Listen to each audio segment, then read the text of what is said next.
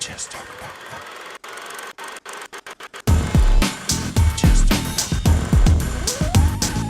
Hi guys.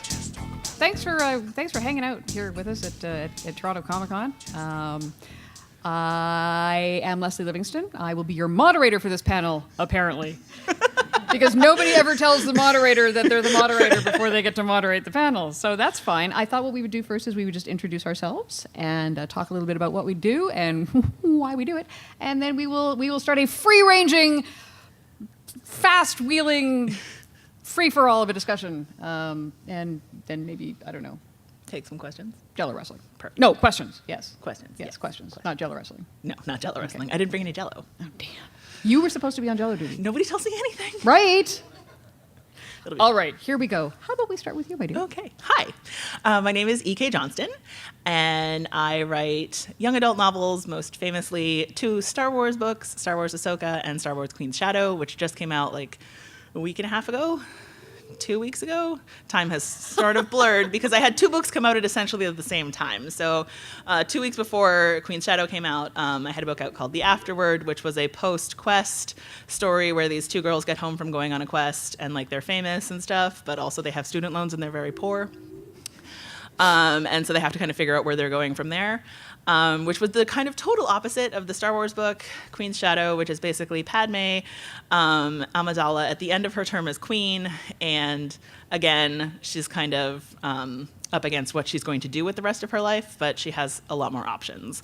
And the fact that she has several options would be a bad thing, except she has a body double, so she can be in more than one place at a time. And so they kind of go forward from there with, you know, slowly taking over the galaxy, or at least trying. Hi, I am Anne Aguirre.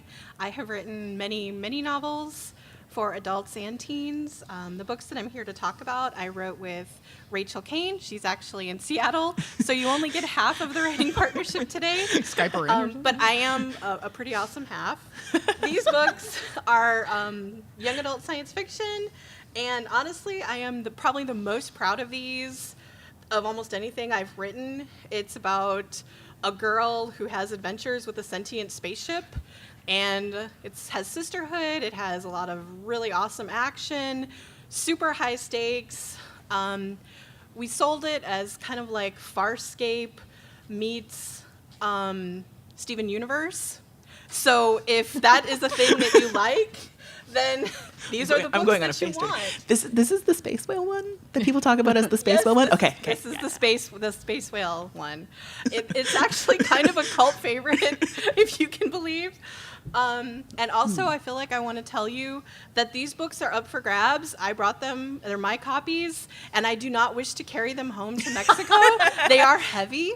I have 1 copy of book 1, another copy of book 1, and if you happen to have already read Space Whales, I have book 2, which just came out a couple weeks ago.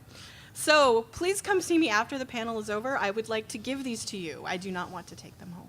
That seems fair. You're gonna See, get now we definitely should have done mobbed. Jello wrestling. Yeah. Then we're gonna have to hide. We'll come behind up with the curtains and contest. things.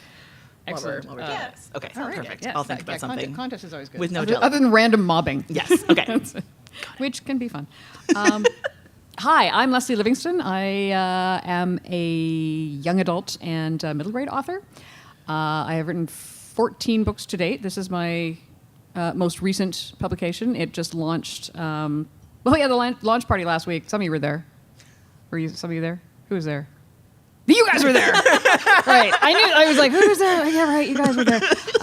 Yeah, you're stalking, Leslie. That's fine. No, it was super fun, but it actually came out in February. It's called The Triumphant. It is the 3rd book in my Valiant trilogy, which is the story of a 17-year-old girl named Fallon, who's the daughter of an ancient Celtic king who just wants to grow up and be a warrior like her sister was, who went off to fight the legions of Julius Caesar and never came home.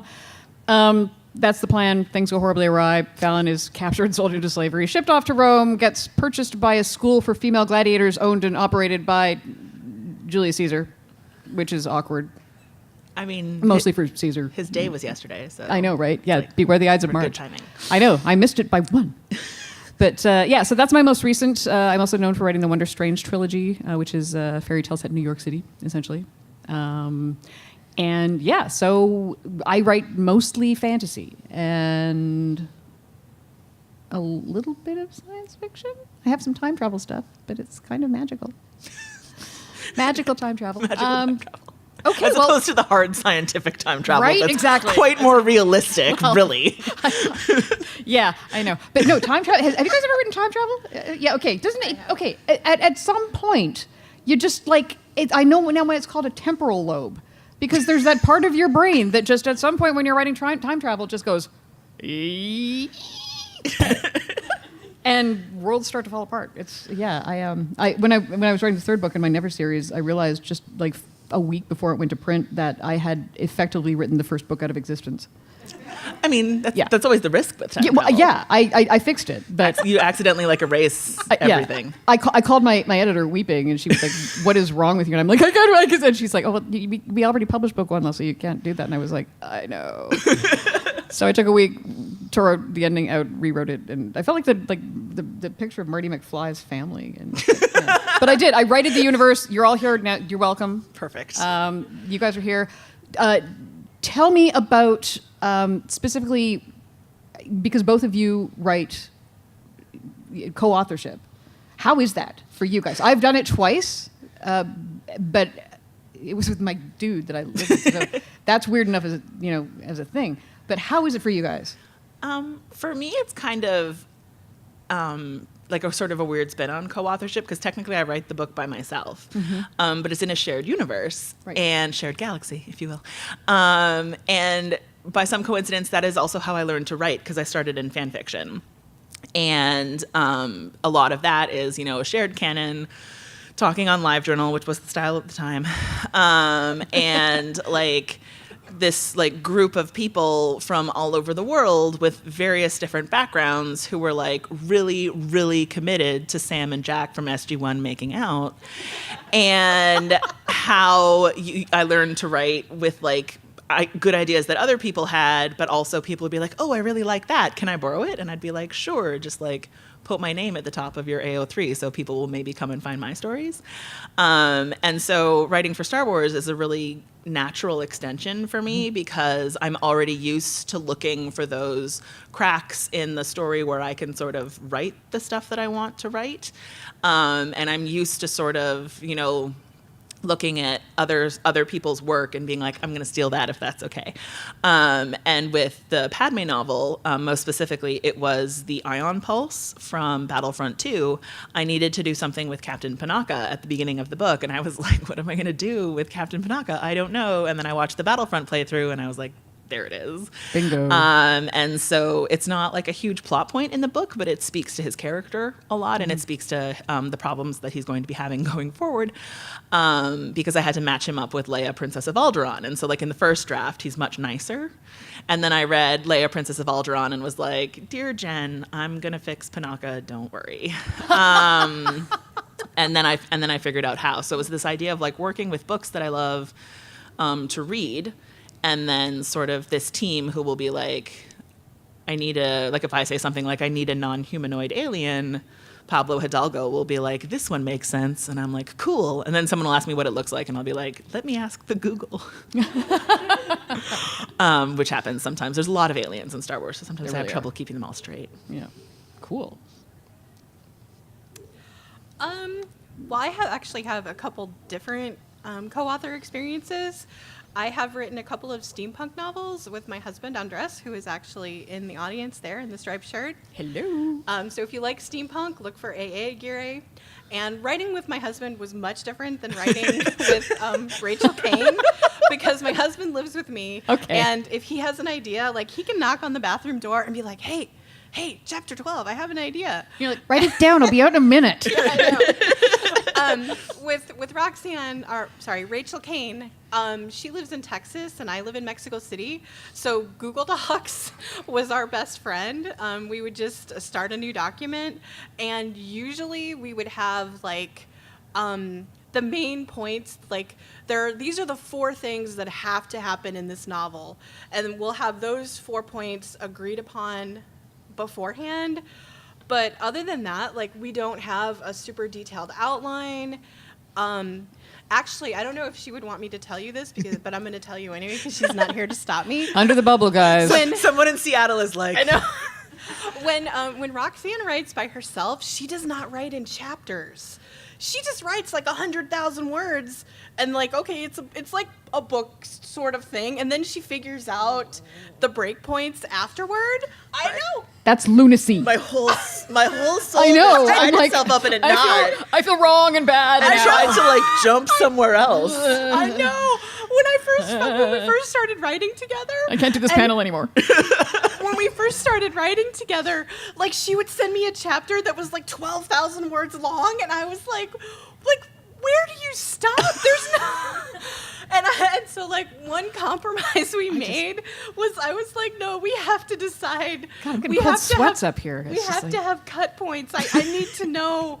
Like, you know, you have to have like what they call a chapter out, like a really banging line that makes Yeah. the reader go, oh my God, and turn the page to find out what the next exciting event is going to be, right? And so when I found out that she just goes for 100,000 words and then like she revises later and adds like the chapter outs and the cut points, and I'm like, that profoundly impacts my sense of pacing. Yeah. And the universe in general. Right? Yeah, I know. I can see through time. Yeah, so when we first started writing together, like I had to impose, we are writing in chapters. I need to do this. Just every 2,000 Wow. words, we'll just stop and talk about our feelings. Yeah, talk about and how we're going to get out of this chapter Yeah, so because we have to. But Wow. other than that, like we just constantly ping pong back and forth.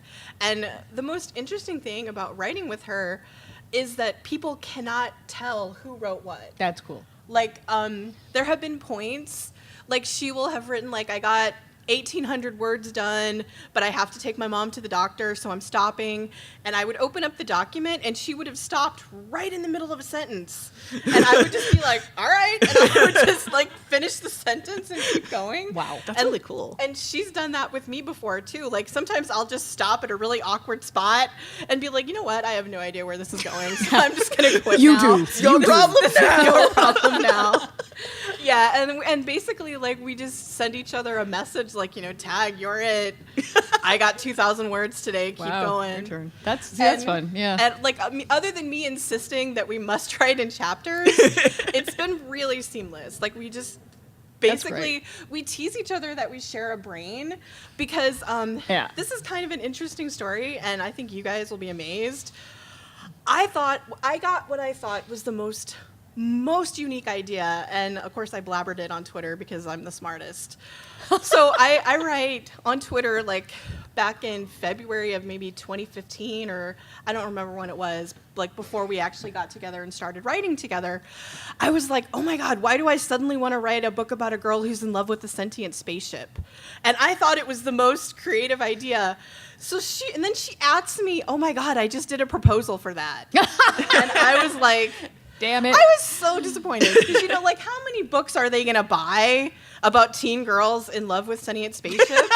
I was like, you know, this is not a huge market. Anna Caffrey and It's you. niche. It's a niche Right? market. And I'm like, Yeah. well, if Rachel Kane is already writing this, like, okay, I quit. You win. You beat me to it. Like, I am not as smart or creative as I think I am. Sad face.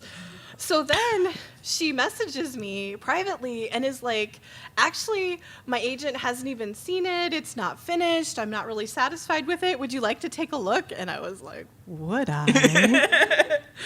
And so she like sent it to me, and I just immediately starting adding to it and making corrections and like all these ideas.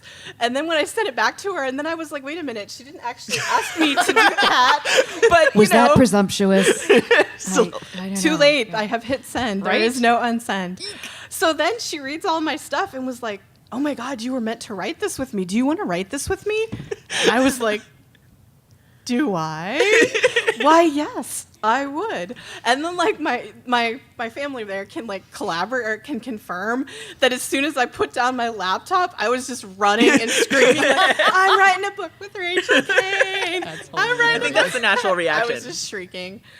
And so, yeah, that's how we got together, and that's how we write together. That's kind of amazing. I love the whole shared brain thing because the duology that I've written is my middle grade books, the Wiggins Weird series. The first one of which is called How to Curse in Hieroglyphics. I came up with that title, and I love that. But it was the same thing. It was like Jonathan Lear, whom a lot of you guys know here. He used to be the host of the Space Channel for about a decade. He and I came up with these characters that were sort of versions of characters we kind of played on a late night show on the Drive-In Classics channel, which was sort of adjunct to the Space Channel, which showed just like it should just be called the Stoner Channel, because it was just late night B movie weirdness. And there was this character who was like the drive-in dick who ran this drive-in in the middle of nowhere, and we came up with all these characters that I played in the interstitials. And two of them we kind of took and turned into these two 12-year-old girls being raised by their grandfather in a drive-in movie theater in the middle of nowhere named Cheryl and Tweed. And they have this vast knowledge of monster movies because that's all they do is watch monster movies. So, of course, you know, if monsters ever come to town, we'll take care of it. And monsters will never come to town, girls. And then they do. So the girls and their two friends, Artie and Pilot, are the ones who take care of things and, you know, stop the monster meeting invasion. But we literally shared a brain on the page for this, and it was, we were like, I wonder if anybody's ever going to get this stuff, because we have a pub, which is what we do. We sit at the pub, and we sit across from the street from each other, or across the table from each other, and it's just like, oh, okay, yeah. Oh, wait, okay. Okay. And that is how our conversations sound to the outside world. And apparently, somehow, it makes sense between the two of us. And because he was like, we were in a theater company with each other forever, and he was a director, and I was one of the principal actors. And we got to the point where he would direct me like that. He's like, "Oh, Leslie, no, don't do that ever again. Just whatever, stop it. Do the other thing." And everybody else is like getting detailed notes, you know, and blocking. And he's just like, "Give it a yeah," and I'm like, "Oh yeah, okay, yeah, okay." And that was sort of how that happened, and it was this weird symbiosis. But yeah, it was like at a certain point, you get to know those worlds and there's characters so well that it's like this the mind melt. Hopefully, and nobody died. I don't know about you guys. If there's smackdowns ever, little blood drawing. I don't know, but it's at a certain point, if you actually get into that sort of thing, and it sounds like you kind of do it with your shared universe sort of world as well, and that's amazing to me. It's fun. So far, I haven't had to fight anybody, which is nice. I don't know. It's kind of, you know, adds a little spice to the relationship. But so when you're working in your own worlds, how do you approach that? I think the main difference for me is timing. When I write my own books, I have a lot more time to like think about where the book is going to go, and I'm usually planning books like several years out. Mm-hmm. So the book I'm about to start drafting, continue drafting. I have already started it. The book I'm about to continue drafting, I started planning in 2015. Wow. Whereas the Padme book, they called me on the 24th of June in Iceland and were like, "Do you want to write a Padme book?" And I was like, "Yes." And they were like, "Cool, can you hand it in on the 18th of August?" And I was like, "No." How about the 18th of September? Because I was on vacation. And so I had like slightly more time. Right. But like a whole extra month.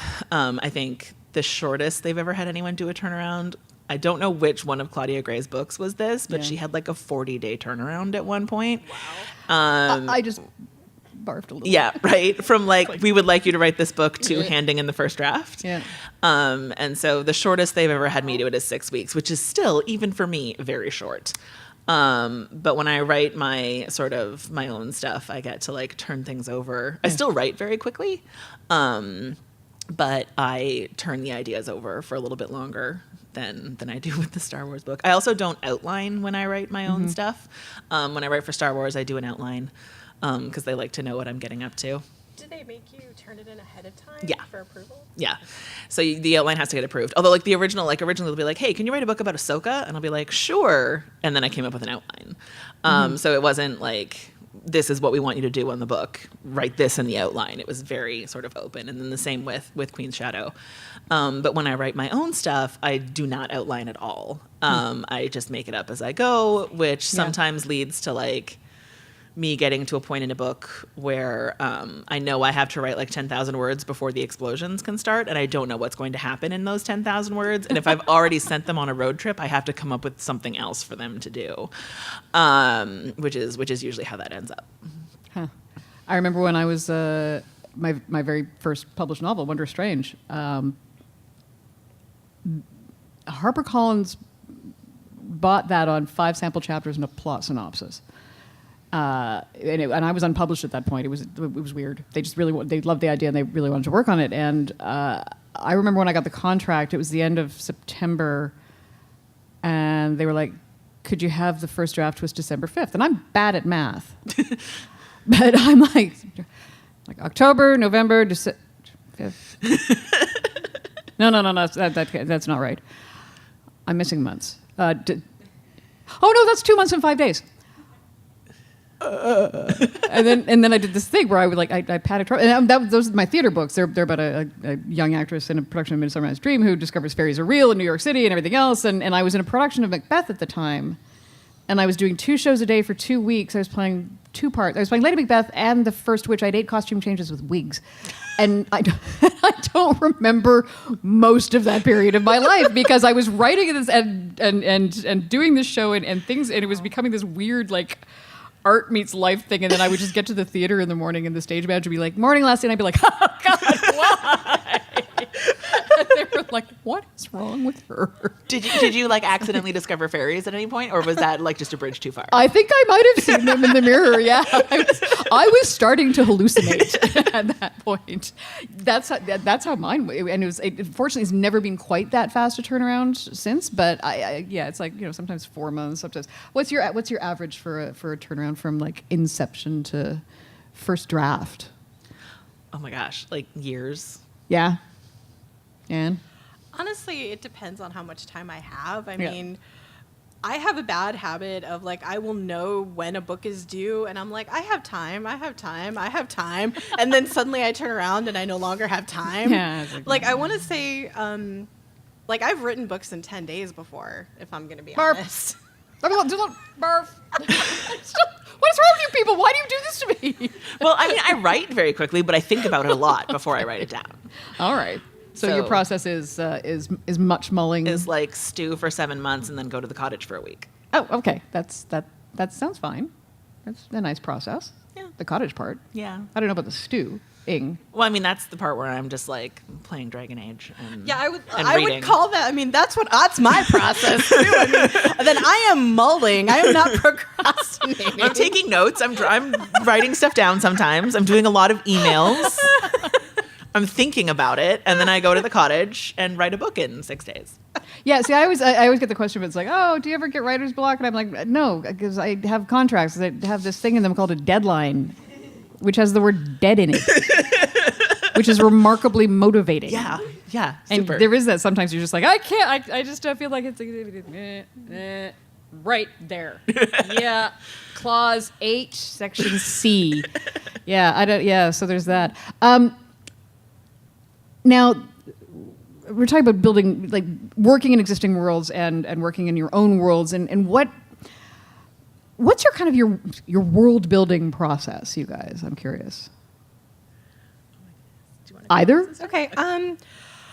I do have one world that I have a Bible for, but to be really honest, I pay someone to read those books and then just put all the random stuff that I throw in. They put it into a sensible framework. Holy crap, you're my hero. These are all the characters that you've ever named, and their eye colors and their hair colors and their relatives. These are all the planets. These are all the gods you've mentioned. These are the heroes of legend. So I just throw stuff out at random and just make it all work. And then I'm just really careful not to contradict anything I've said, because I have someone else keeping track and no, you can't do that in book 4 because you said a thing in book 1 that has established the rule. And I'm like, darn it, that's inconvenient. But okay, I have to stick with what I said. And there was someone, I want to say it was maybe Sarah Gailey. Is that how you pronounce her name? Yeah. Yeah. That's your pronounced It was name. maybe Sarah Gailey on Twitter who was like, in book 1, you thought it would be really cool to have a sentient fire-breathing hippopotamus who runs a convenience store on the space station. But now you're in book 4, and suddenly the fire-breathing sentient hippopotamus who runs a convenience store is super burdensome. Like that is kind of like the way I world build. Like, I just put stuff in that I think is cool as I go, but then I just have to stay consistent with what I've made up on the fly. And that's pretty much the way I do everything. I am not a massive planner. Like, I do know people that they will spend like 5 years before they even start to write a word. Like, they will have detailed maps drawn to scale, and they will have a lexicon and a glossary and Paper mache diorama. yeah, and I know. like how they will have half invented a new language with like they'll even have the like how to conjugate verbs in their new language, and like all of these abilities per race. I mean, it's almost essentially like a gaming handbook. And I'm like, maybe you should be just doing, like, maybe you should be making games, right? Because you have spent 5 years creating your world, but you have not written a single word of a Here's novel. a 10-sided die. Yeah, Yeah, go exactly. crazy. Go Maybe nuts. you're a game designer. Maybe you're not a fiction writer. Some people do that. I am not one of them. I tend to write mostly standalones, or books with like a companion that can be read independently of each other in either order, except for Prairie Fire, which kind of has to come second.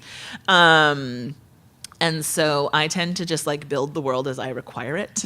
Like, basically, I'm like maybe half a step ahead of the characters at any given time. I recently found the map I drew for the Afterword, which is my like post-quest fantasy that came out a few weeks ago. And like, it's totally wrong because I lost the map shortly after I drew it, and then just wrote the book with like a vague idea of what the continent looked like, but like forgot all of the names. And so like there's like a university in the book, and it was like the University of blank until like proofread edits, and my editor was like, "Are you ever gonna name this university?" No, And I was blank like- is the name. And I was It's- like, it "I was- did," and then I lost the map. I don't know where the map is. I forget what I called it. It starts. Blank I forget what I ended up calling the university because I'm never Blanc. gonna remember it now. The University of Blanc. But yeah, I basically tend to just like world build as much as possible, except in Star Wars, where I am just Don't have like, to. "Hey Pablo, I need a planet." And then he's like, "Here's your planet." Or sometimes he says, "Make one up." And then I'm like, shoot, I was trying to avoid that. I like making up planets. It's very good for the ego. But I also like sort of finding connections in the Star Wars universe. So if I can use a planet that's already there, I'd much rather do that because I think it's more fun. But making up planets has its benefits. And I think in terms of world building in the Padme book, a lot of it was already there in pictures because we have Battlefront 2, which takes place partially on Naboo, and Shattered Empire, which takes place partially on Naboo, and then we have, of course, the movies. So it was nice to kind of walk around on those streets and sort of get into the actual geography of the planet a little bit more.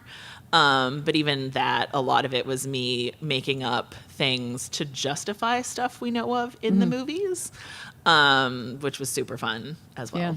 See, when I write, I tend to, I've got this weird quirk that I have to have a real world thing to hang something on if I'm setting it. Like, it's always setting for me. And for the Wonder Strange books, for example, a lot of it takes place in Central Park in New York City because in the world that I build, which is New York, it's kind of there. And it's already magical and interesting. And I thought, well, okay, I can set things here. And if I need to make something up, I'll make something up. And then things just kept showing up that were actually real, and like the entire history of Central Park is fascinating to the point where I was like, I couldn't have written that. Oh wait, I'm going to use it though. Like seriously, there's all these landmarks in New York City that just kept showing up and becoming absolutely integral to the plot in that book. I really wanted to use the Green Man from fairy lore. For he's sort of the prototypical fairy. The leafy faced god. He's like a proto god of the There's probably fairies, at least yeah. two people dressed up as him outside, actually. Yeah, at least two. At least two. Yeah. The guy right outside the door dressed as a Green Man. So I really wanted to use the Green Man as like kind of a sort of a pivotal plot point.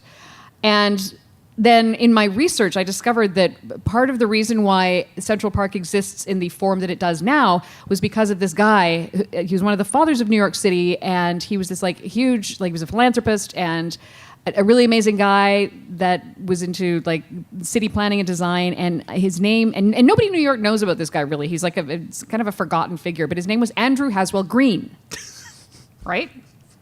And I was like, yeah, kind of on the nose, right? And so Andrew Haswell Green, and then I'm like, okay, so green, I've got green, and then I'm like, Andrew, from the Greek, andros, meaning man.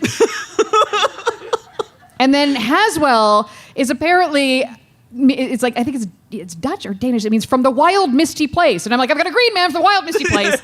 and this guy was like, he was shot to death on the steps of his Roundstone apartment at a ripe old age. He was this old man by a crazed boiler worker in like a mistaken case of like this identity where he thought he was like messing with this woman who was riding around New York City in covered carriages and maybe a princess. And he was shot to death on on Friday the 13th in 1903. And I was like, what? And I'm like, I can't write that. I'm using that. And it became the linchpin that actually held the entire trilogy together. And I didn't know this guy existed until I was writing book 2. And in book 2, the entire first chapter is like the death of Andrew Haswell Green. And I'm like, oh, well, there's my, okay, fine, whatever. And it's very strange because I was back in New York City about 2 weeks ago, and we were looking for like just a random music bar to go to. And John's like, here, I can't find anything, you try. So I get on the Googles. And the first pub I stumble across is a brand new place called Haswell Greens. And we go there, and I swear to God, it's like if somebody took Wondrous Strange and turned it into a bar. The entire series, like there's like these couches, and there's maps of Central Park, and it looks like it was decorated by like crazy fairies, and it's madness. So I don't build my worlds; I just channel Just them. steal them. Yeah. Yeah. I remember reading when they did the Ghostbusters movie, it was hard for them to come up with ghosts that didn't already exist. Right. Like, because they had to like, because they were trying to come up with like entirely fictional things. Yeah. And apparently it was a challenge. Yeah.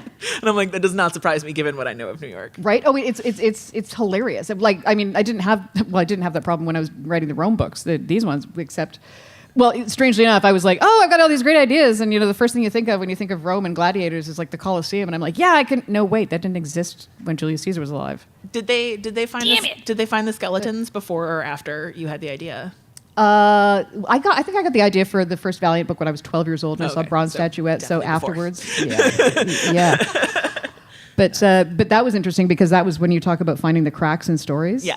And you just kind of like shove your way in. Yeah, and the cracks that I found there also were the fact that I'm fascinated by the idea that when Julius Caesar was assassinated yesterday, poor dude, He's the that worst. Cleopatra was still in Rome at the time, and nobody knows really how she got out, and like That's true. she got out, but there were a lot of people that were gunning for her. So The only book you're on a panel with people who read a lot, so this is going to happen. The only book I've ever read that goes into that is Hand of Isis by Yeah. Joe Graham. Yeah. Where it's because it's from Cleopatra and her two handmaidens' Yeah. point of view, and they are in Rome. And yeah, they're it was, like, we have to leave. Yeah, I know, right? Right yeah, now. Yeah, so and that was the exciting thing for me because I was like, I can weave that absolutely into Yeah. the story. And so Fallon and the girl, yeah, it's fun writing about historical characters and using their voices, but when they're in background roles, so you can just kind of, I can throw in a cool scene with Julius Caesar and make him not a complete jerk. It's just- must be rough. and then writing the dialogue Sort of is super fun. anti-Caesar. But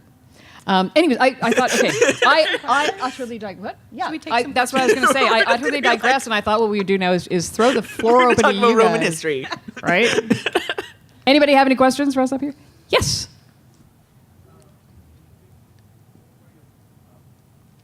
Sorry, you be a tiny bit louder. What is it like? What is it like to get a publisher? Guys, Super duper exciting. It Yeah. is. And I think, like, I imagine we all got our publishers in different ways because nobody's publication story is the same way.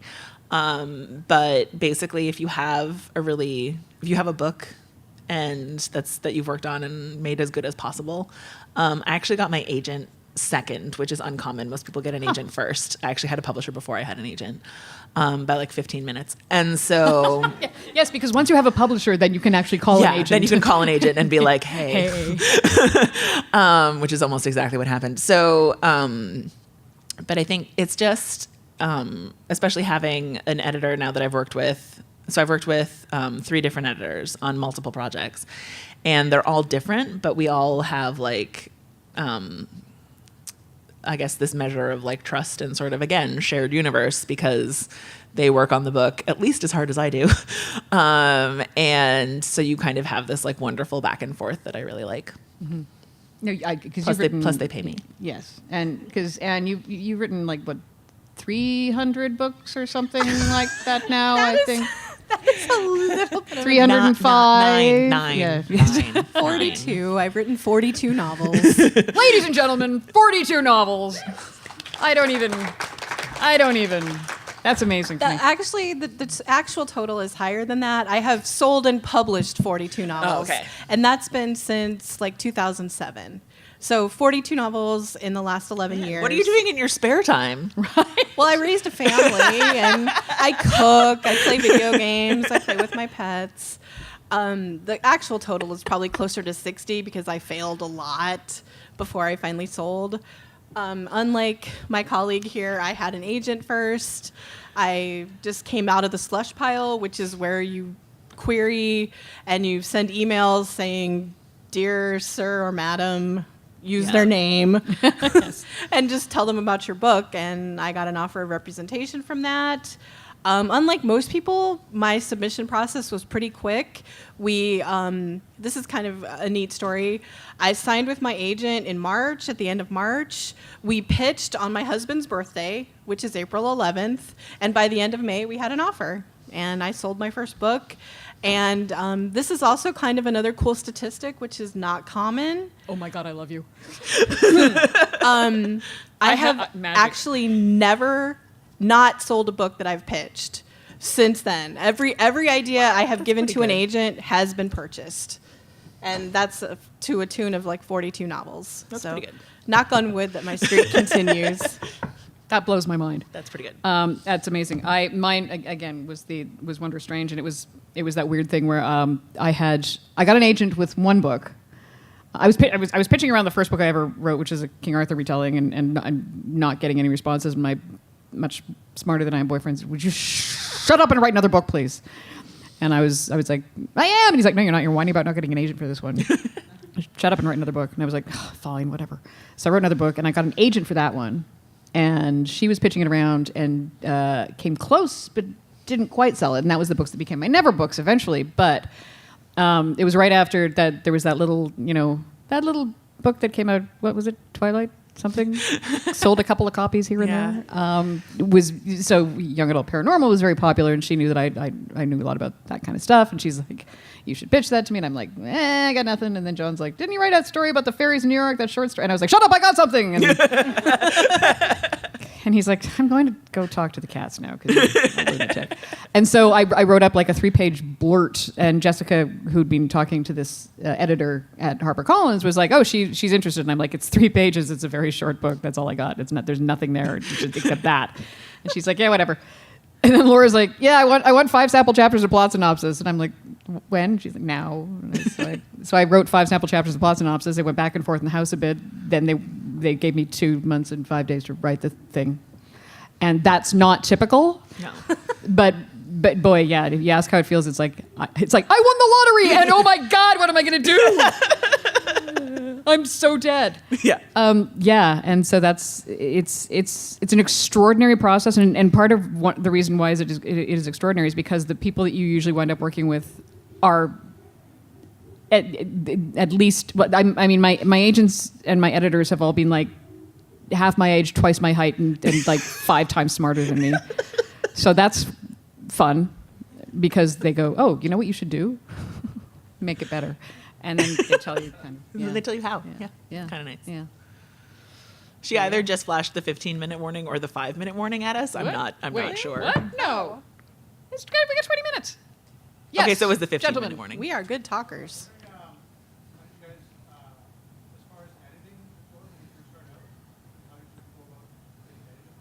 Okay. So before we had an editor, basically, like at the publishing house, how we got editing done.